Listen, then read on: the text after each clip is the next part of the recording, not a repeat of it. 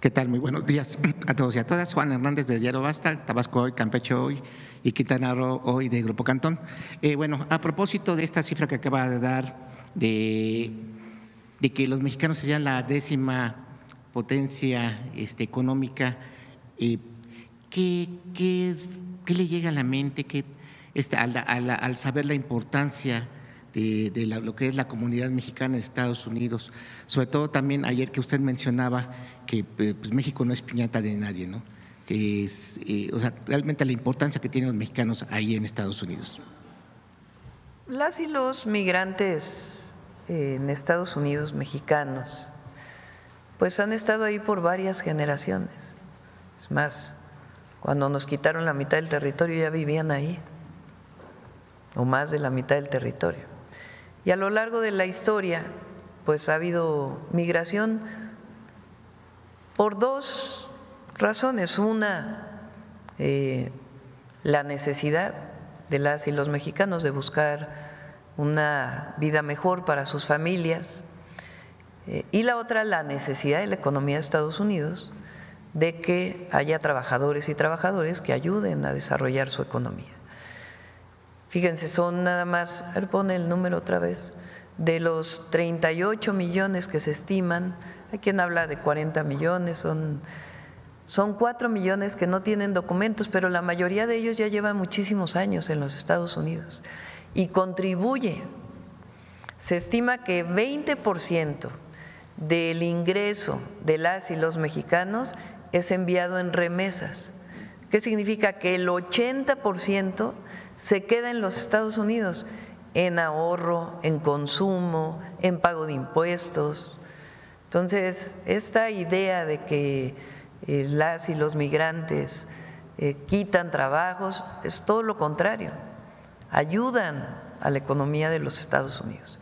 Entonces es muy importante que todas y todos los mexicanos lo conozcamos y todas y todos los estadounidenses lo conozcan también, todas las nacionalidades, pero particularmente nosotros y los estadounidenses, para que reconozcan ese trabajo, que sepan lo que significa para su país y que sea parte pues de todos los diálogos también en los temas de migración. La criminalización de los migrantes pues es un tema esencialmente racista, y lo que nosotros estamos planteando es, en todo caso, pues hay que platicar de esos 4 millones de indocumentados con el gobierno de Estados Unidos y también el reconocimiento de muchísimas familias mexicanas de primera, segunda, tercera, cuarta generación que están ahí y que contribuyen de manera muy importante. Yo creo que si hacemos una encuesta, a ver, la vamos a hacer, y preguntamos, ¿tienes un familiar viviendo en los Estados Unidos? A cualquier mexicano o mexicana, pues no sé, un porcentaje altísimo va a decir que sí. Yo lo hago ahora en las asambleas en el país. Pregunto, ¿quién tiene familiares en Estados Unidos? Y todos levantamos la mano, incluídame yo. A ver ustedes, ¿quién tiene familia en los Estados Unidos? Porque primero somos países vecinos y es normal que haya migración, pero históricamente pues ha habido un montón de mexicanos de distintos oficios y profesiones. Mi hermana, por ejemplo, lleva ya más de 30 años viviendo, maestra de escuela primaria allá. Se fue de estudiante, ella periodista, por cierto, de comunicación, se fue como reportera de Notimex allá y después hizo la carrera de maestra allá y se quedó, allá se casó y tiene sus hijas. Pero como mi hermana estoy contando la historia de millones y millones y millones de mexicanos y mexicanas que están allá. Entonces es una relación muy importante porque a veces hablamos de las exportaciones, de las importaciones de mercancías, pero las personas pues es una relación fundamental y tiene que haber un reconocimiento de lo que contribuyen a la economía de los Estados Unidos. Por eso es importante mencionarlo aquí, porque nos da datos, nos da información para que todas y todos tengamos esos datos y podamos platicar, debatir, ponerlos públicamente para que todas y todos sepamos la importancia de nuestros hermanos migrantes en Estados Unidos. Aquí nada más se está mencionando lo que es la aportación económica, pero falta también lo esencial, la aportación cultural, la aportación bueno, aparte, incluso de valores. Se está hablando de la aportación de, bueno, de muchísimas y de el la sincretismo cultural que ha habido en muchísimos lugares de los Estados Unidos, particularmente en el sur. California pues es uno de ellos, pero no solamente. Bueno, sur y norte, porque en el norte de California pues hay también una historia muy grande de los mexicanos, pero en prácticamente todos los estados de la Unión Americana hay mexicanas y mexicanos de diversas generaciones. Sí, es una buena idea conocer, bueno, en un próximo estudio conocer precisamente esas aportaciones que hacen el pueblo mexicano a lo que es el pueblo de Estados Unidos. Sí, por supuesto. Bueno, esa sería la primera pregunta. Segunda, entrando, bueno, a otro tema. Recientemente el expresidente Ernesto Zedillo pues aseguró que en México se murió la democracia y que se está convirtiendo en un estado policial. Esto lo dijo en una entrevista en la revista Nexos, a la par que consideró como cuestionable, y lo pongo entre comillas, la elección judicial que se realizará el próximo 1 de junio, en donde se elegirán a jueces y magistrados. Él dijo que la llamada reforma al Poder Judicial, así como la elección de jueces y ministros, considero que están tratando de destruir al Poder Judicial. Conocer su opinión referente a lo que está diciendo el expresidente, que pues realmente no sé si podemos calificarlo, cómo tiene la cara de poder hablar de este tema cuando él fue uno de los que pues prácticamente a la mala hizo un cambio en el Poder Judicial. Pero conocer su opinión referente a estas declaraciones. Hay varios temas, qué bueno que lo preguntas, hay varios temas muy interesantes en esto. Lo primero es que nuestros adversarios políticos,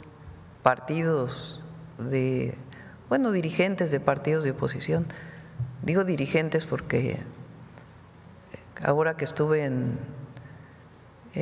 cuando llegué a Cancún, fuimos en vuelo de aquí a Cancún el viernes, una señora me paró y me dijo, oiga, yo no voté por usted, pero estoy muy contenta con el gobierno que está haciendo.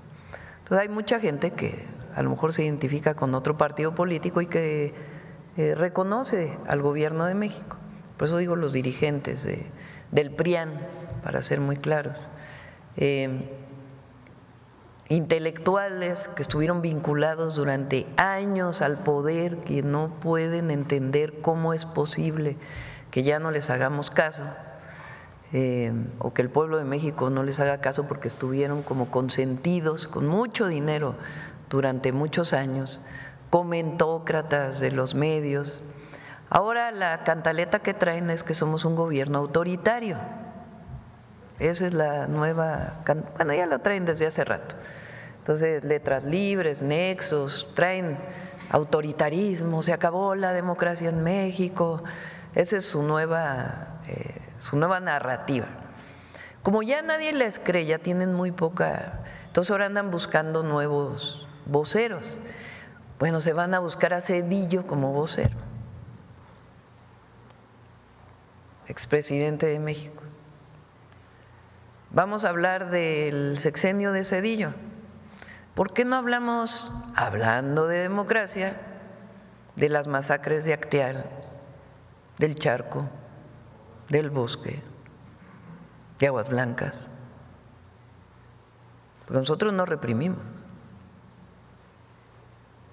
Vamos a hablar de democracia. ¿Por qué no hablamos del FOBAPROA? Porque también es autoritarismo rescatar a unos cuantos, hacer deudas privadas como deudas públicas y dejar en el desamparo a millones de deudores en nuestro país, con una deuda que seguimos pagando las y los mexicanos. ¿Por qué no hablamos de la privatización de los ferrocarriles? Porque eso también es autoritarismo. ¿O a quién le consultó cuando privatizó los ferrocarriles? ¿A poco hizo una consulta pública para saber si los privatizaba o no? Y después acabó con los ferrocarriles de pasajeros y después se fue a trabajar a una de las empresas que fueron beneficiadas de la privatización. ¿O qué, eso no es autoritarismo? ¿O por qué no hablamos de la desaparición de la Corte? y la decisión a modo de una nueva corte impuesta por él, porque él propuso a cada ministro y ministra de la corte, ministro, porque eran hombres de aquella época. ¿O por qué no hablamos del Consejo de la Judicatura, que estaba dirigido por la misma persona, presidenta de la Corte? ¿O que eso no es autoritarismo? ¿O por qué no hablamos de lo que dice la Bastida, de que él entregó al PAN a petición del gobierno de Estados Unidos el gobierno de México? ¿O que eso no es autoritarismo? ¿Eso no es entreguismo? Entonces, ahora resulta que Zedillo es el paladín de la democracia. Lo bueno es que el pueblo de México está muy informado, muy informado. Entonces están diciendo que hay autoritarismo porque el pueblo va a elegir al Poder Judicial. O sea, imagínense la contradicción.